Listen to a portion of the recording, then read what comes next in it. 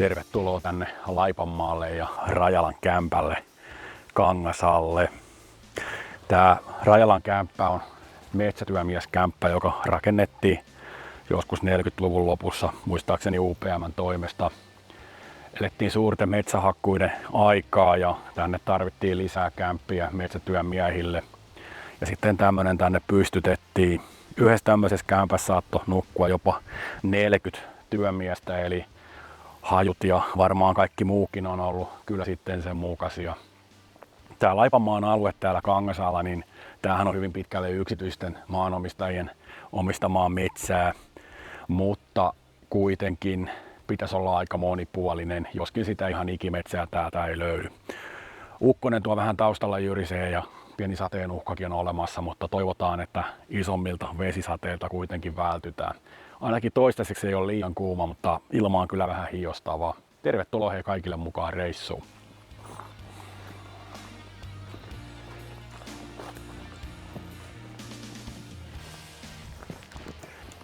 Tämän Hirvijärven kierroksen ohjeen mukainen kulkusuunta on myötäpäivää.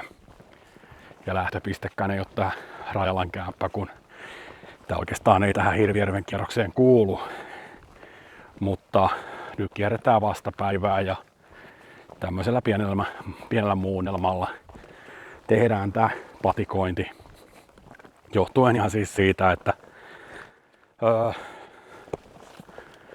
halusin nähdä ton Rajalan kämpän, koska isäni on aikoinaan ollut talkootöinä sitä myös kunnostamassa.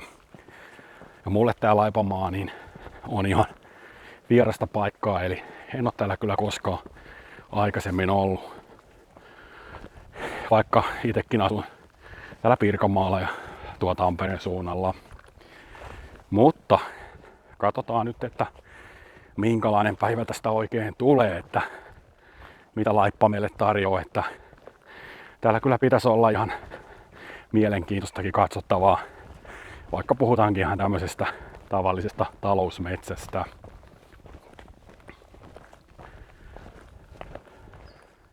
Ja kun kyse on tosiaan ihan tämmöisestä talousmetsästä, niin täältä toki löytyy sitten myös näitä hakkuuaukioita.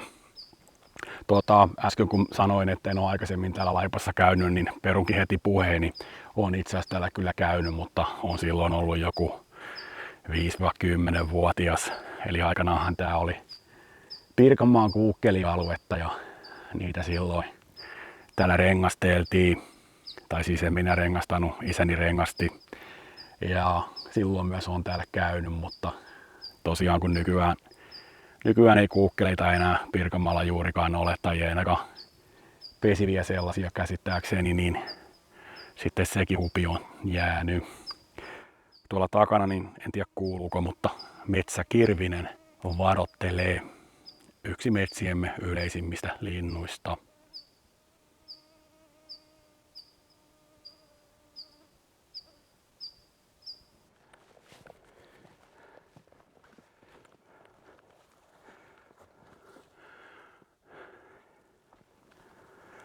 Nyt ollaan saavuttu tänne Vehmaan savupirtti Raunioille ja tää oli viimeinen savupirtti täällä Laipalla ja oli käytössä koko 1800-luvun ja siirrettiin joskus 1900-luvun alussa sitten muualle.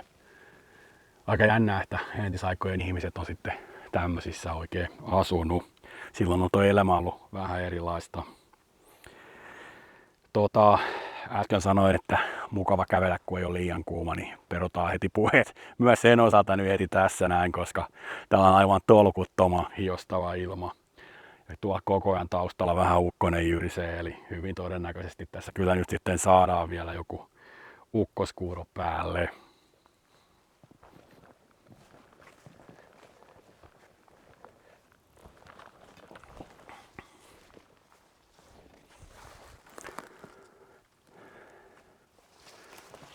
Se taitaa olla vanha Kivijärven jäänne.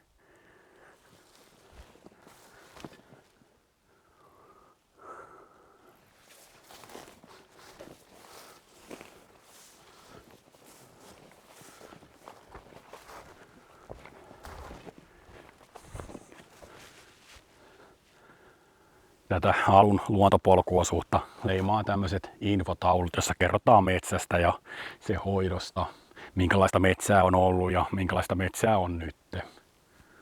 Ihan mielenkiintoisia. Jaha, seuraavaksi näyttää olevan sitten melkoinen pöpelikkö, eli tommonen kunnon tiheä kuusikko. Onneksi laitoin nämä pitkät housut jalkaan, kun kuulin, että täällä on paljon heinikkoa ja kaikenlaista muutakin pientä. En viitti noita punkkeja kuitenkaan nyt kerätä.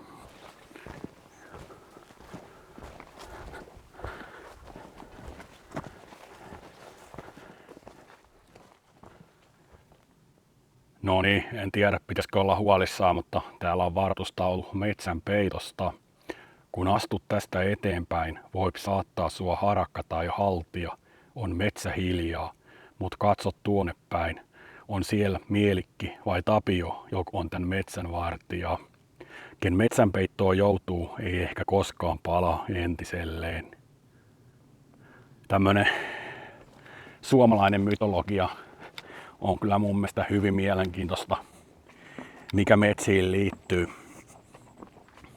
Ja tosta metsänpeitostahan kuulee aina silloin tällöin juttua, että joku retkeilijä olisi sitten sellaisen kokenut, että yhtäkkiä ympäristö onkin ihan erilainen, mitä sen pitäisi olla ja ei löydykään sitä tuttua polkua. Toivotaan nyt kuitenkin, että pysytään ihan tällä oikealla merkatulla polulla.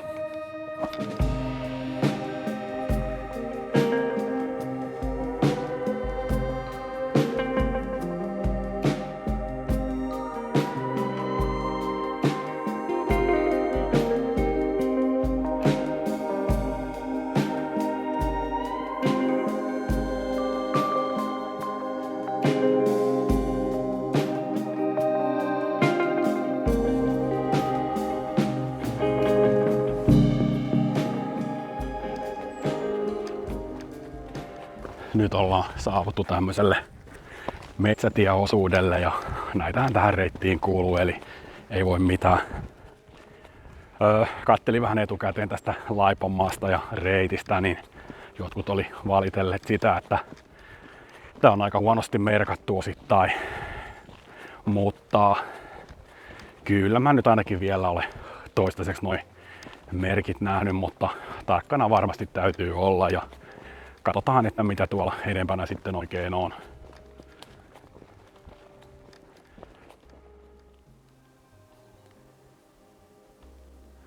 Mä oon itse sellainen, että mä en saa mitään varsinaisia allergiareaktioita talousmetsästä. Tokihan mä toivoisin, että sitä ikimetsääkin olisi huomattavasti enemmän mitä nykyään on ja säästettäisiin ja suojeltaisiin, mutta mun mielestä talousmetsäkin on ihan hienoa metsää. Vaikka okei, ei tietysti metsäekologialtaan, biotoopiltaan niin monipuolista, mitä taas sitten ikimetsää, missä on niitä lahottajiakin.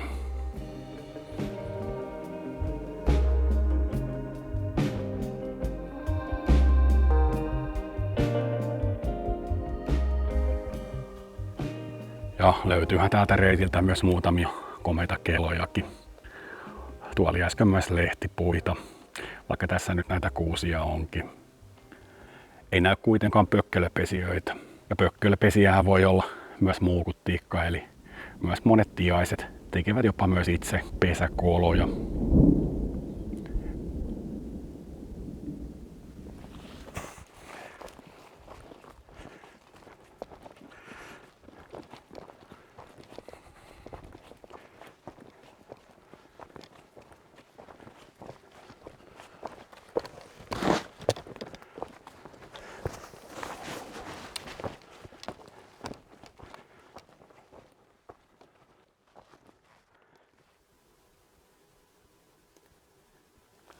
Ja tää on nyt sitten ilmeisesti sitä tulivuoren aluetta, eli tosi korkeita kallioitahan tuossa vieressä on.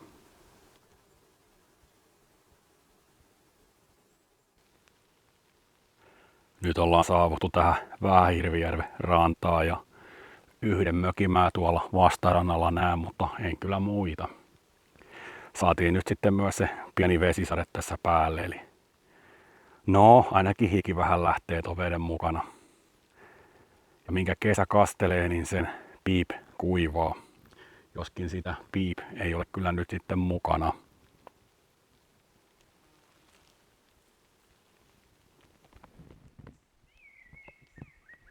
Taustalla lauleskelee Musta rastas sekä Punarinta.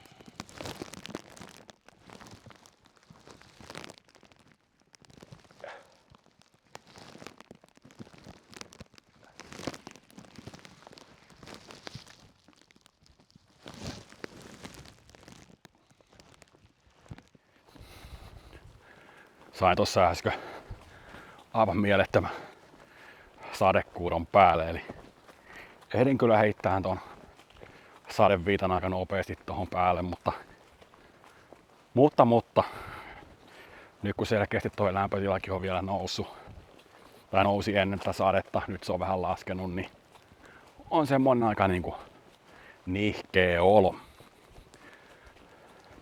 Tuossa äsken oli opasteviitta, jonka mukaan Pihtilammelle pitäisi olla joku vajaa 4 kilometriä matkaa. Ja siitä kohti siis mennään ja katsotaan, että mitä muuta tähän matkalle osuu. Jaha, sieltä taitaa taas tulla sadekuuro päälle heti kun sain ton viitan pois. Ei voi mitään, täytyy näköjään uudestaan ruveta varustautuu.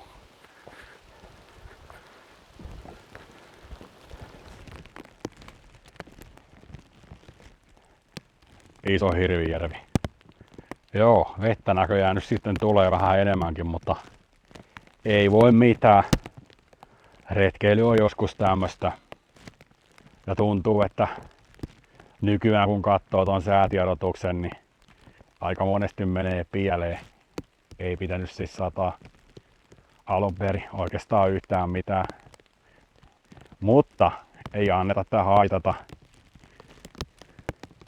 Ihan komea kallio. Tuo näkyy olevan alhaalla joku. Onko toi jonkun sauna tai mökki? Ja sitten tosiaan toi Iso Hirvijärvi.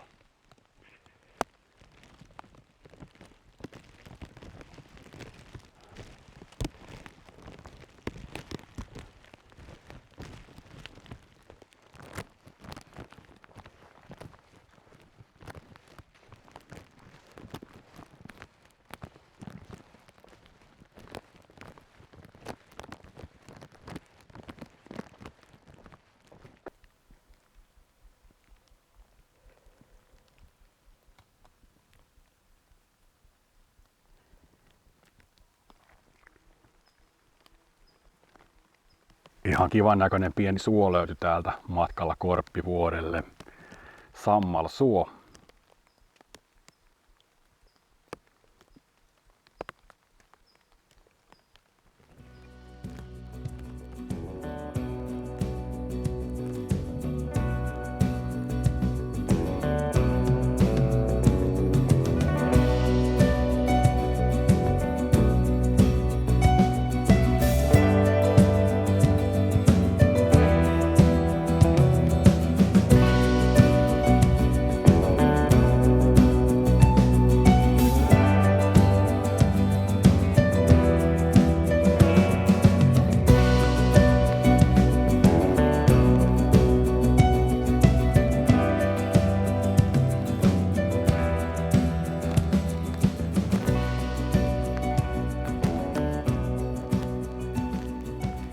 Nyt ollaan täällä lähellä Korppivuorea.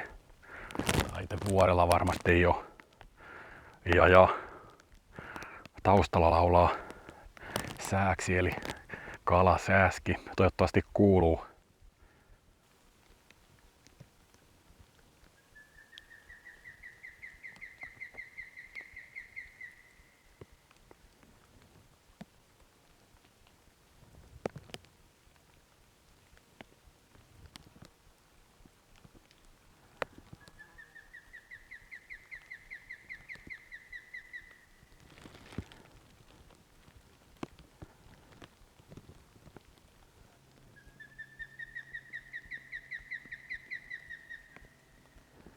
tuolla männyn latvassa on sitten sen pesä.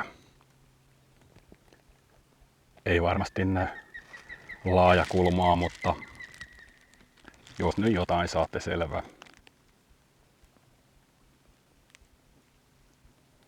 On kyllä komea lintu.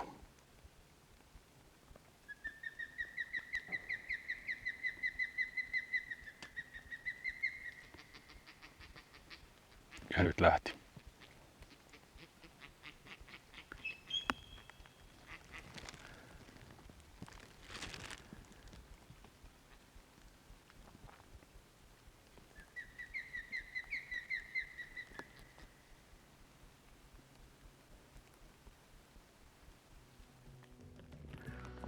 Nyt ollaan päässyt tänne portaille, mikä vie Korpivuodelta alas. Ja täytyy todeta, että oli kyllä hieno paikka ylipäätänsä toi osuus. Eli aina ei tarvitse lähteä minnekään kansallispuistoon, vaan ihan niin kuin täältä melkein lähimetsistäkin niin löytyy kyllä vaikka mitä hienoa. Tuli vähän samanlainen fiilis kuin Puukalasta, missä kävin tässä jokin aika sitten. Mutta tästä jatketaan sitten seuraavaksi rappuset alas.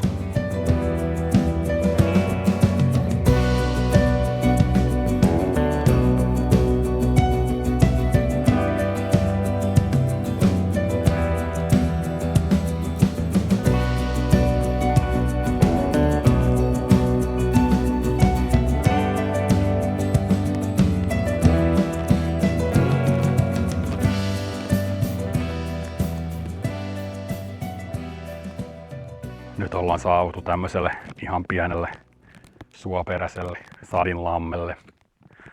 Vesi on kyllä todella mustaa, mutta kyllä tuossa näyttää pieniä ahvenia ainakin olevan, että tuohon pintaan tulee. Mä veikkaan, että kun tästä rupeaa onkimaan, niin ahvenet olisi kyllä niin ikään myös aika mustia. Mutta jatketaan matkaa. Tästä ei enää pitäisi olla kovinkaan paljon tonne laavulle.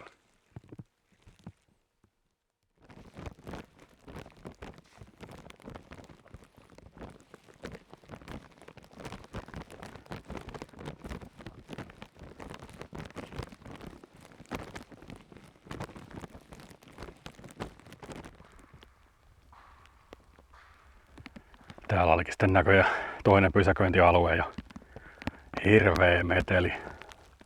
Mä vähän luulen, että ei tule kyllä laavulla kuomisesta yhtään mitään, mutta ajattelinpa siihen sitten ainakin itse eväät syödä.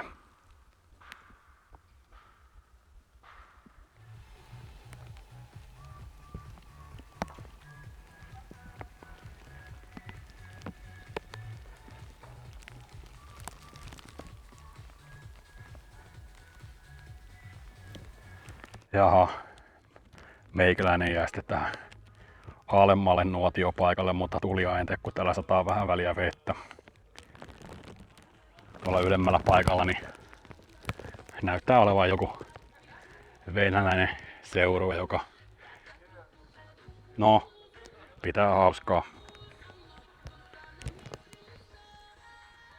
Ja retkeilijän yksinkertainen ruokavalio on tänään siis leivät, banaani, kismetti ja pari pulloa vettä. Ylempänä olisi tosiaan makkaranuotio, mutta ei mua ihan hirveästi tommonen venäläinen remusakki kiinnosta, eli jään kyllä sitten tähän alemmalle paikalle. Ja tällä kertaa ilman tulta, mutta komea paikkahan tää on. Tässä Pihtilammen rannassa pitäisi olla jossain myös kaakkurin pesä. Mutta tällä hetkellä ainakaan kaakkurista ei kyllä näy jälkeekään.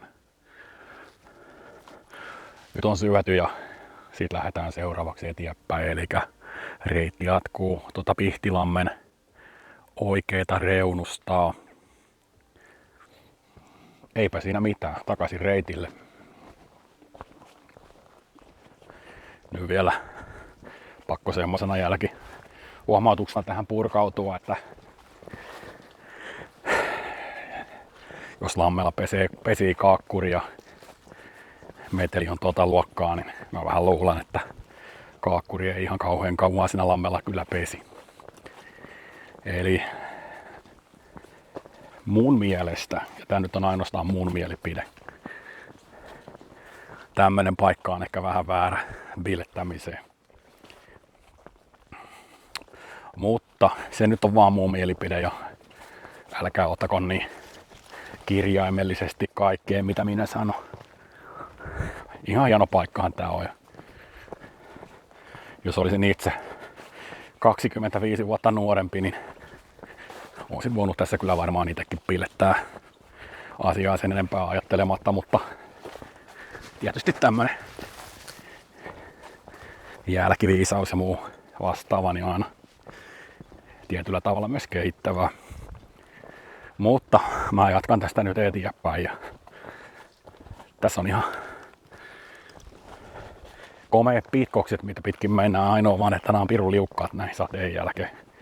Mutta keli on ainakin vähän nyt parantunut, eli taas ihan aurinko paistaa ja uskalsin ottaa jopa ton sadeviitan pois nyt päältä.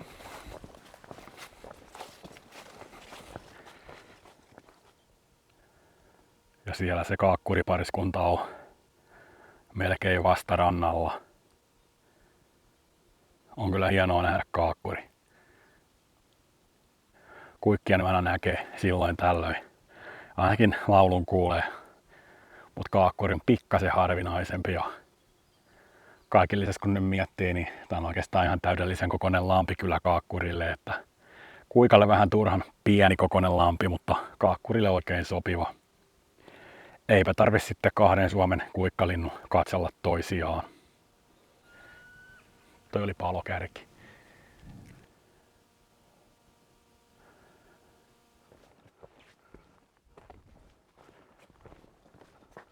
Nyt on muuten pikkasen liukas.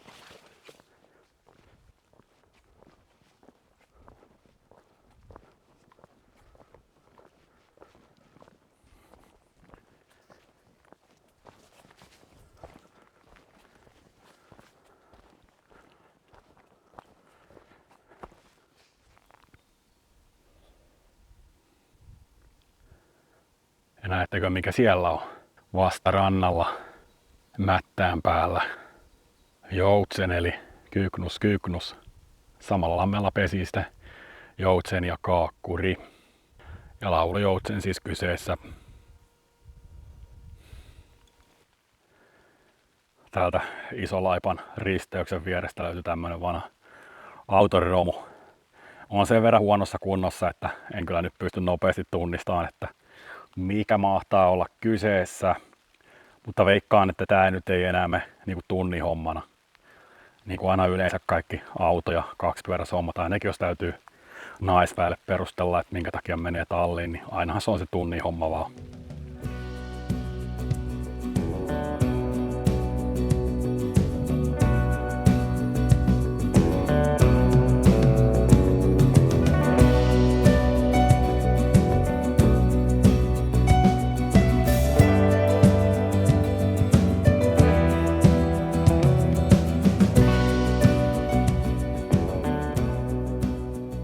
Nyt täytyy tehdä kyllä pientä välinehuoltoa, vaikka vettä taas tuleekin. Mulla on meinaa geelipohjalliset näissä polkujuoksukengissä, jotka on lähtökohtaisesti tosi hyvät, mutta nyt näin kun sataa vettä, niin ne liikkuu koko ajan, eli mä vaihdan noin tavalliset pohjalliset on tilalle. Eli tämmöset näin.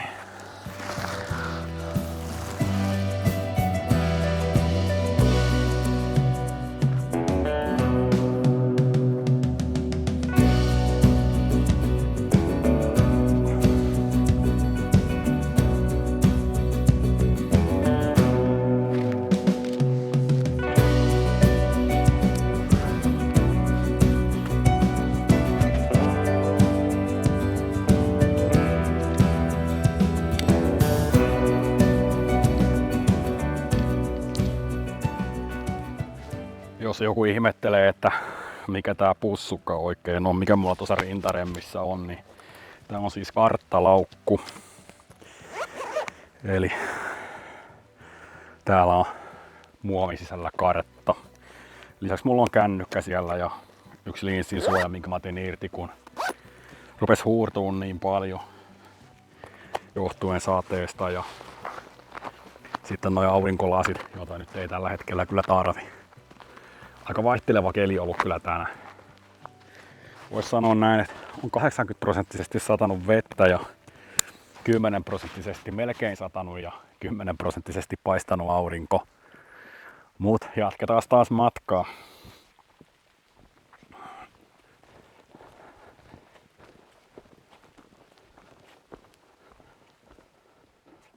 Ja sitten tulee kysymys itseäni fiksummille, joita varmasti on 95% tämänkin videon katsojista.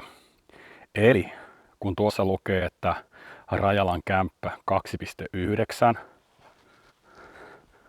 ja kun kartalta katsoo, niin 1.9 plus 1.3 on 3.2. Mistä tämä ero johtuu? Ja siis tää nyt ei ole ainoa paikka, niin kuin missä on vastaavaa havaittu. Mut ei anneta haitata eikä häiritä. Jatketaan matkaa.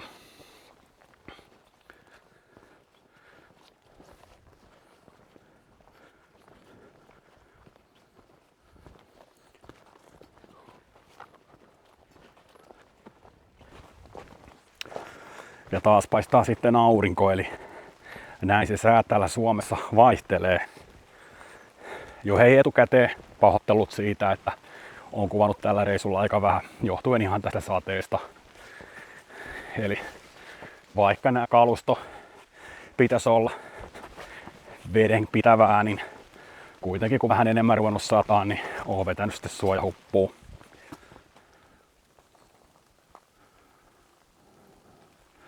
Nyt ollaan saavuttu tänne Ruokajärven laavulle, mutta täällä on myös paljon väkeä, niin enpä viitti tonne nyt kyllä mennä. Ja muutenkin toi on tommonen avotulipaikka, että eipä tossa nyt oikein vesisateessa grillata. Mutta reitti jatkuu tästä kohti Rajalan kämppää.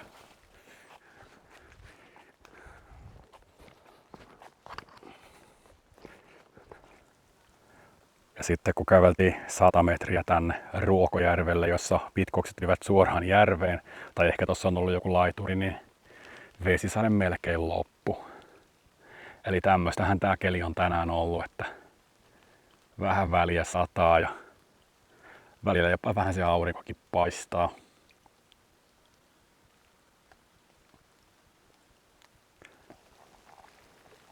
Siinä on jonkin verran noita nuijapäitä. Ja tossa on näköjään ihan minikokoisia sammakoitakin.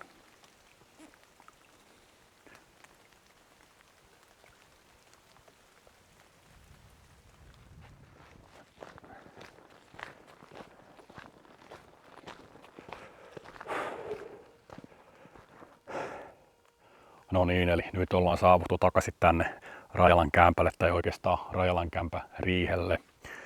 Käveltyä tuli yhteensä tuommoinen noin 17,2 kilometriä, ja tokihan kävelin tosi paljon myös polkujen ulkopuolella, eli ihan pelkästään tästä Hirvijärven lenkistä nämä kilometrit ei tullut. No, mitäkö sitten jäi tänään mieleen, niin ilman muuta se kalasääski ja sitten se kaakkuri. Ja kolmantena niin se remuava venäläissakki siellä laavulla. Reitti oli kauttaaltaan monipuolinen ja ihan hieno. Toki täytyy nyt ymmärtää se, että puhutaan talousmetsästä. Tämä Laipanmaan vahvuus on ehdottomasti se, että tässä on hiukan samoja piirteitä kuin Isojärven kansallispuistossa. Mutta toisaalta jos mietitään niin kuin ihan opetuksellisesti, niin tässä hahmottaa hyvin sen, että minkälaista metsienhoitoa on ollut ja minkälaista metsienhoitoa on nykyään. Et varsinkin tuo alun muutaman kilometrin luontopolku infotauluinen, niin on kyllä mun mielestä ihan hyödyllinen. Eli siinä kerrotaan, että miten metsiä on hoidettu ja miten metsiä hoidetaan nykyään. Yhtenä negatiivisena puolena, niin tuossa noin 2 kilometriä ennen tätä Rajalan kämppää, niin alkoi soimaan päässä Paula Koivuniemen Kapteeni-aika ja sama kohta koko ajan. Pappaa. On meinaa pikkasen ärsyttävää. Eli nyt kun mä pääsen tonne autoon, niin radio saman tien päälle ja joku ihan muu juttu täysille sieltä. Mutta hei, mä kiittelen oikein paljon kaikkia tää video katsojia ja ensi kerralla taas sitten jotain muuta. Se on moi moi!